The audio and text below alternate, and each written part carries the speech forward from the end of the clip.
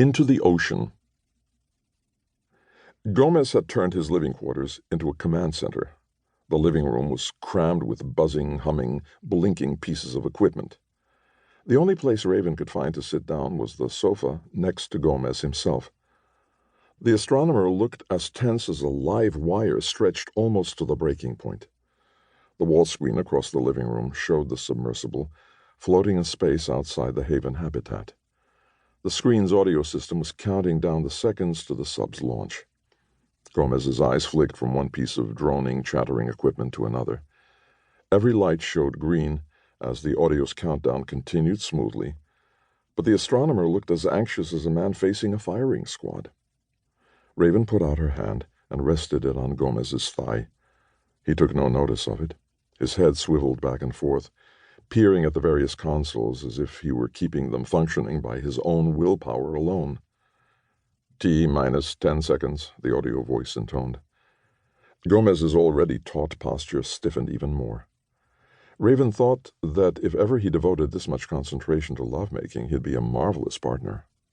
4, 3, 2, 1, ignition, said the monitor's emotionless voice. For an instant, nothing seemed to happen. Then the globular submersible disappeared. It flashed out of sight faster than Raven could blink. Gomez pointed a trembling finger at one of the consoles.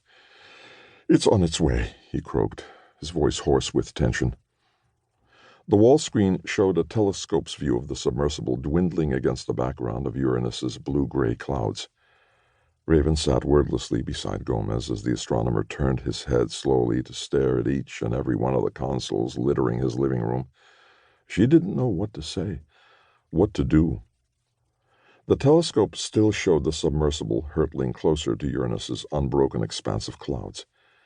Off in the upper right corner of the screen swirled the dark circle of a mammoth storm the size of Asia.